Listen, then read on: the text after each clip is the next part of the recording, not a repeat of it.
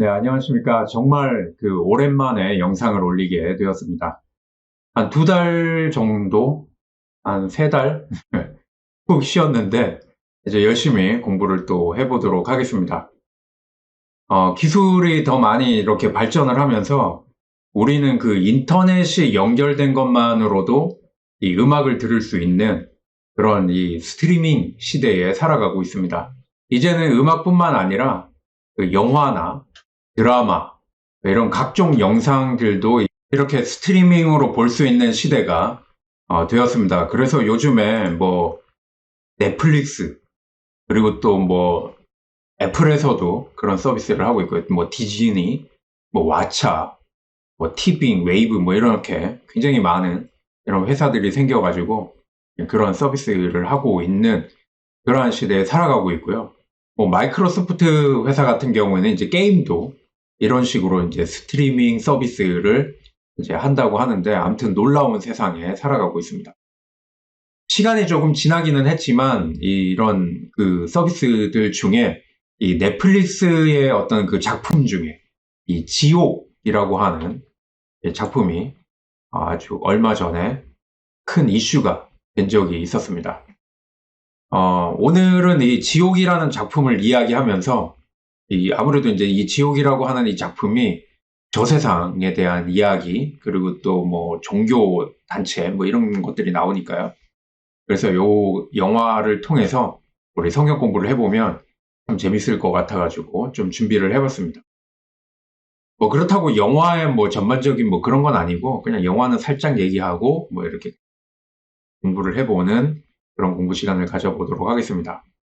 이 지옥이라고 하는 이 작품의 어떤 그 내용을 조금 살펴보면은요, 이 새진리회라고 하는 이 종교단체가 이 영화에 나오는데, 그 종교단체를 만든 일대 교주가 이런 이야기를 합니다. 이 공포를 통해서 세상이 정의로워지는 것, 그것이 바로 이 신의 의도다. 뭐 이런 이야기를 하게 됩니다. 이 작품에서는 이 불특정의 어떤 사람들에게 뭐 몇 날 몇 일에 또 뭐 몇 시에 지옥에 간다.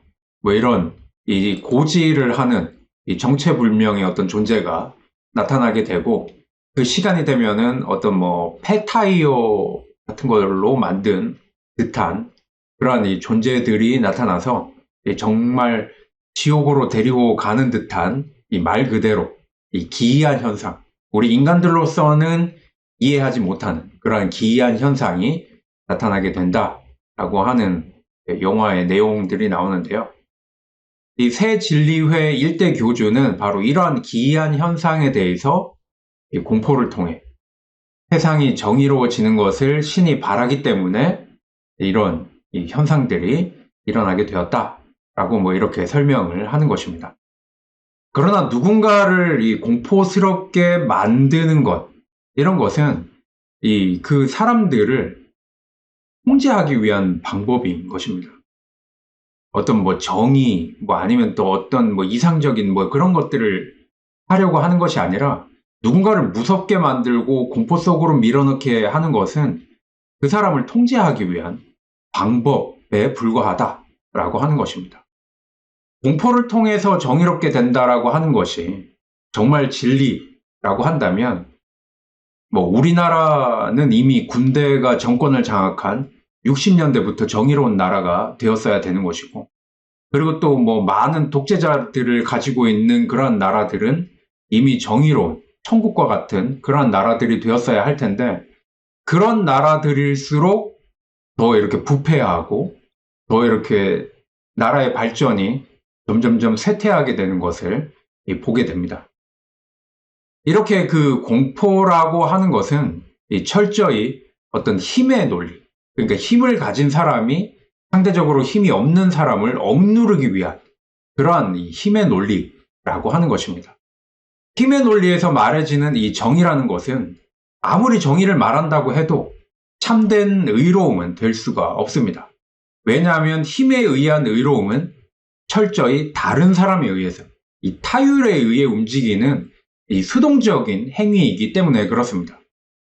외부에 어떤 강한 힘이 있어야지만 어떤 뭐 선한 행동이나 뭐 정의로운 행동을 할 수 있다라고 한다면, 그런 수동적인 행위는 아무리 좋은 것이라고 해도 결국 멈출 수밖에 없습니다.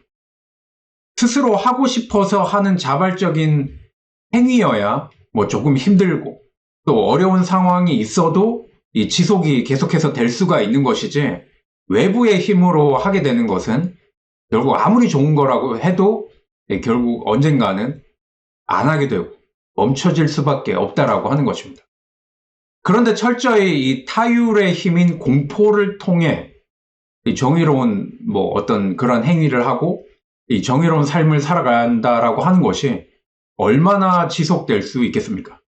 그리고 또 그렇게 만들어진 정의라고 하는 것이 참된 정의다, 이렇게 이야기할 수 있겠습니까? 자율성이 없는 그러한 정의는 통제이고 또 억압일 수밖에 없는 것입니다. 공포를 통해서 정의를 말한다라고 하는 것은 힘을 가진 자들의 이 자기들만이 인정하는 뭐 가짜 정의라고 밖에 할 수가 없습니다. 기본적으로 어떤 신이나 종교가 지향하는 것은 억압되어 있고 통제된 것들을 도리어 없애고 또 해방시켜서 이 자유롭게 하려고 하는 것이 본래적인 신의 의도이고, 그리고 본래적인 종교의 의도, 뜻이라고 할 수가 있습니다. 그런데 신의 이름으로 또 종교의 이름으로 사람들을 통제하고 억제시키려고 한다라고 하는 그러한 시도는 뭐 변질된 종교의 어떤 폐해이거나 혹은 다른 목적을 가진 뭐 사기 집단이나 이단이라고밖에 할 수가 없다라고 하는 것입니다. 우리 이스라엘 백성들을 성경에서 보게 되면 이스라엘 백성들은 하나님께 계명을 받았습니다. 우리가 잘 알고 있는 것처럼 하나님께서 주신 그 계명의 특징은 무엇을 하라 라고 하는 것보다는 무엇을 하지 말라 라고 하는 것이 더 비중이 많은 그러한 계명을 주셨습니다. 오늘날 사람들이 10계명의 이 계명들을 보면은 웬만하면은 다 지킬 수 있는 그러한 계명들이 있음을 보게 되는데요. 뭐 안식일을 거룩하게 지키고 아니면은 뭐 부모님을 공경하는 것 외에는 모두 다 하지 말라는 계명이기 때문에 그냥 아무것도 안 하면 잘 지킬 수 있는 계명들입니다. 그렇기 때문에 오늘날의 사람들이 이 10계명을 지키는 것은 뭐 그렇게 어려운 일이 아니라고 할 수 있습니다. 하지 마라라고 하는 계명들이 이렇게 많은 것을 보면은 그 당시 이집트에서 노예로 살았던 히브리인들의 그 수준을 알 수가 있게 됩니다. 오늘날의 사람들이 뭐 봤을 때는 뭐 이건 얼마든지 지킬 수 있는 이 쉬운 것들 아닌가라고 생각할 정도로 그들은 이 정도의 계명도 지키지 못하고 살았던 사람들이었다라고 하는 것을 또한 말해주는 것입니다. 부모님을 공경하고 사람 죽이지 않고 간음하지 않고 도둑질하지 않고 거짓말하지 않고 남의 것을 탐내지 말고 하는 등의 이런 계명은 뭐 오늘날의 관점으로 보면은 뭐 종교의 계명이라기보다는 인간이라면 마땅히 지켜야 할 상식 수준의 것들이다라고 하는 것입니다. 그래서 하나님께서 계명으로 주셔야 겨우 지킬 수 있는 그러한 수준의 사람들이었다라고 하는 것입니다. 하나님께서 조상들로부터 약속을 주신 백성들인데 수준이 이랬다는 것이죠. 그래서 하나님께서는 그들을 이 노예로 살아가는 땅에서 새로운 약속의 땅으로 그들을 옮기고자 인도하시고자 하셨다라고 하는 것입니다. 하지 말아야 할 것을 하는 수준에서 마땅히 해야 할 것을 할 수 있는 백성들로 변화시키기 위해서 그렇게 하셨던 것입니다. 이렇게 하신 하나님의 뜻을 우리가 생각해 보면 어떤 뭐 땅을 그들에게 뭐 주겠다라고 하기보다는 그들에게 새로운 삶을 주시고자 하셨던 것입니다. 하지 말아야 할 것을 하는 것, 이것을 나쁜 일이다, 뭐 그것은 죄다라고 하는 것을 알게 하신 것이 하나님께서 이러한 백성들에게 주신 이 십계명을 주신 그 원래의 뜻이다라고 하는 것입니다. 하지 말라라고 하는 것은 상대적으로 나보다 조금 더 힘이 있는 사람이 나에게 하는 말인 것입니다. 그러니까 한마디로 이 외부의 어떤 억압이라고 할 수가 있습니다. 그러나 하나님께서는 분명히 약속의 땅으로 백성들을 이끄셨습니다. 그 약속의 땅은 노예로 얽매여 있는 땅이 아니라 자유인으로 살아가기를 원하셨던 그러한 땅이었습니다. 자유인으로 살게 하기 위한다고 하는 것은 이 힘에 의해서 억압, 즉 어딘가에 갇혀있던 그들을 해방시켜 주신다라고 하는 그러한 의미가 있습니다. 그런데 여기 한 가지 더 생각할 것은 이스라엘 백성들이 이집트에서 노예 생활을 했던 것은 비단 이집트에 억압이 있었기 때문만은 아니었습니다. 이스라엘 백성들 스스로 또 자처한 측면도 있었다라고 하는 거죠. 그들은 하나님께 힘들다고 울부짖을 정도의 삶을 애굽에서 살았습니다.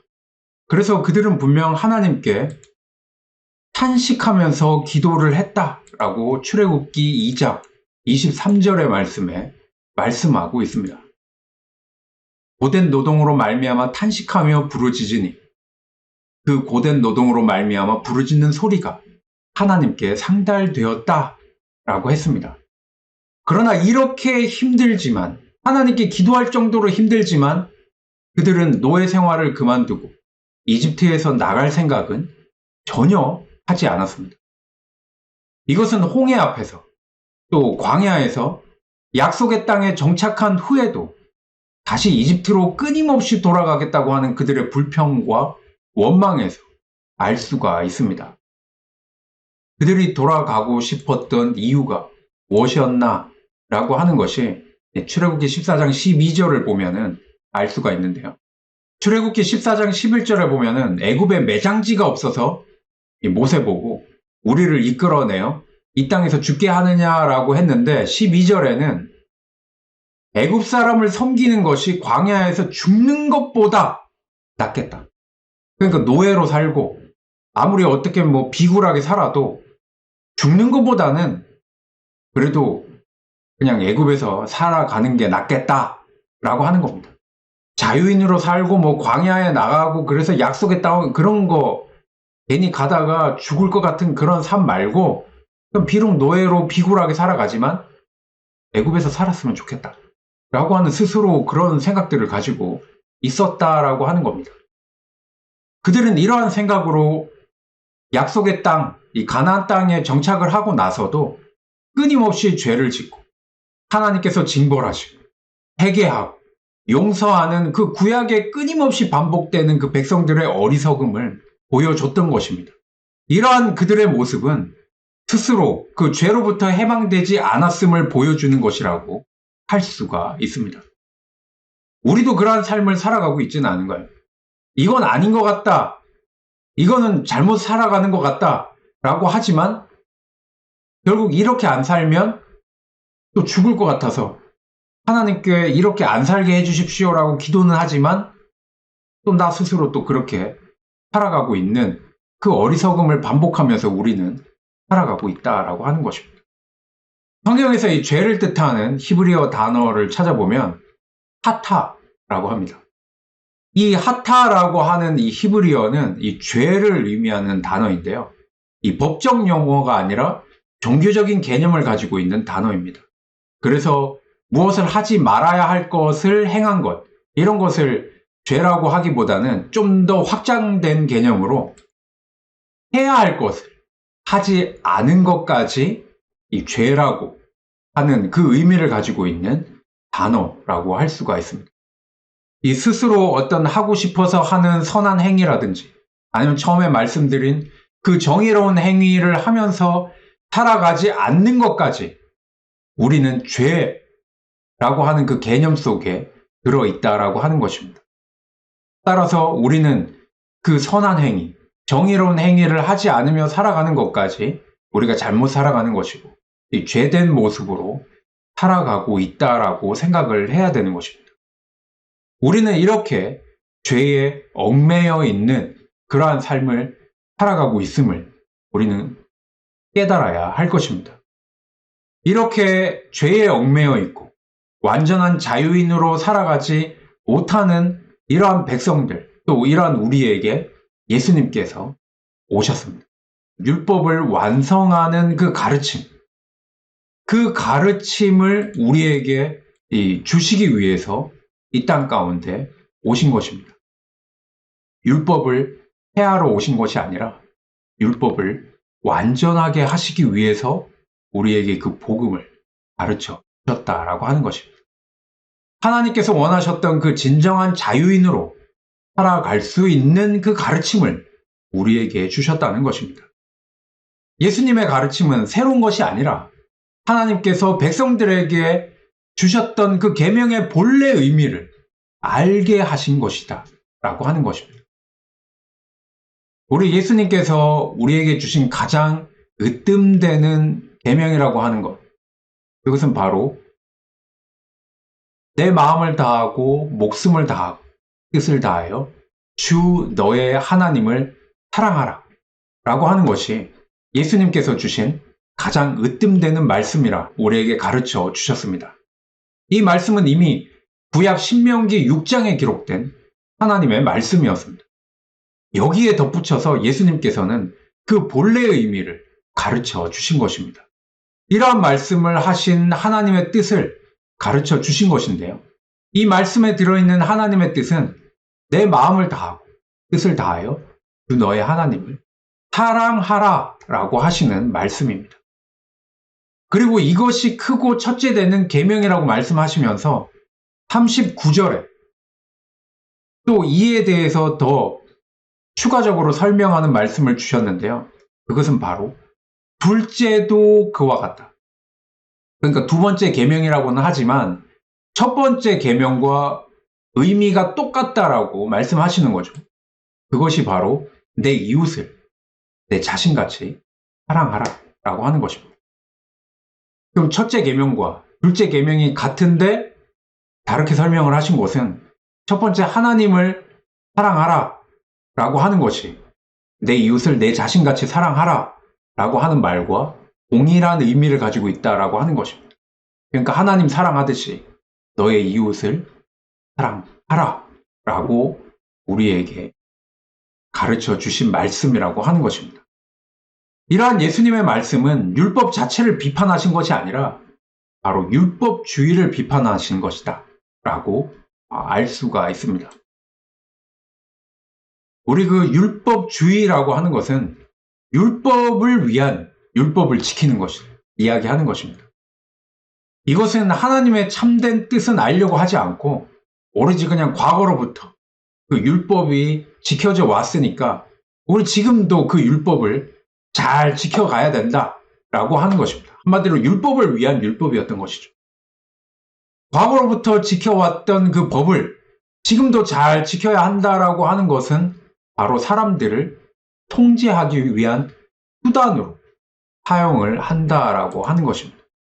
인간들은 이렇게 하나님께서 자유를 주시기 위해 주셨던 그 계명들까지도 억압하고 얽매이는데 이용을 했던 것입니다. 하나님께서 주신 자유의 계명인데 그 자유의 계명을 가지고 인간들 스스로를 통제하는 계명으로 변질시켰다라고 하는 것입니다. 우리 이런 말이 있습니다. 복수는 또 다른 복수를 낳는다라는 말이 있습니다. 복수를 다짐하는 것은 현재 나보다 더 큰 힘에 의해서 내가 좌절당했거나 억압을 당했기 때문에 내가 더 큰 힘을 길러서 내가 복수하겠다라고 하는 그 마음이 생기는 것입니다. 따라서 내가 당한 그 힘보다 언젠간 내가 더 큰 힘이 생기게 되면 당연한 과정으로 복수를 하게 되는 것입니다. 그러면 그 복수를 당한 상대는 또 지금의 나보다 더 큰 힘이 생겼을 때 본인이 당했던 그 힘을 누르기 위해서 또 나한테 복수를 하게 되는 것이겠죠. 이래서 복수는 또 다른 복수를 낳게 된다라고 하는 것입니다. 결국 이것도 힘의 논리이죠. 이렇게 세상의 논리는 모두 다 힘의 논리입니다. 누가 더 큰 힘을 가지느냐에 대한 싸움을 지금도 하고 있습니다. 그런데 이런 힘의 논리에 의한 통제, 그래서 억압하고 자유를 구속하는 것을 어떻게 신의 이름으로, 종교의 이름으로 이렇게 이야기할 수가 있겠습니까? 또 그런 것을 어떻게 진리라고 말할 수 있겠는가 하는 것입니다. 진리라고 하는 것은 이것에도 속하지 않고 또 저것에도 속하지 않고 동시에 이것에도 속하고 또 저것에도 속할 수 있는 바로 초월된 어떤 도리 그리고 또 그 가르침이라고 할 수가 있습니다. 어떤 한계나 어떤 표준을 모두 다 뛰어넘을 수 있는 것을 이야기하는 것입니다. 이 사람에게 적용해도 수긍이 되고 저 사람에게 적용해도 수긍이 되고 또 이런 상황에서도 맞고 또 저런 상황에서도 맞는 절대 진리여야지만 그것이 이 신의 진정한 의도이고 또 이 진리라고 말할 수가 있는 것입니다. 바로 외부의 타율적인 어떤 힘의 논리에 의한 엎드림이 아니라 자발적인 정말 존경하는 마음으로 경외하는 마음으로 엎드릴 수 있는 그러한 진리, 초월적인 진리여야 한다라고 하는 것입니다. 이런 자발적인 엎드림에 의해 우리는 경외 또는 예배 그리고 또 나를 드림 그리고 또 내려놓음 이런 신앙 고백을 할 수가 있고 또 그 신앙심으로 자발적인 정의도 행할 수 있게 되고 그러한 삶이 우리를 선한 행위를 하면서 선하게 살아갈 수 있는 그 선한 삶으로 우리를 인도해 주실 것이다 라고 하는 것입니다. 바로 이것을 예수님께서는 우리에게 가르쳐 주시면서 우리를 진정한 자유로운 하나님의 백성들로 만들어 주시려고 우리에게 이 가르침을 주셨던 것입니다. 자, 오늘은 여기까지 하도록 하겠습니다. 이 죄라고 하는 것이 다시 한 번 더 살펴보면은 하지 말아야 할 행동을 하는 것의 수준이 아닌 당연히 해야 할 선한 행동을 하지 않는 것까지 포함된다라고 말씀을 드렸습니다. 당연히 해야 할 선한 행위는 누가 시켜서 하는 행위가 아니고 자발성이 전제되어야 할 수 있는 행위라고 하는 것을 꼭 기억하시기 바랍니다. 하나님의 진정한 뜻을 깨닫게 된다면 우리는 선하게 살아서 우리 스스로 세워가는 그 정의로운 삶을 살아갈 수 있게 되고 그 정의로운 삶은 우리를 참된 자유인으로 만들어 줄 것입니다.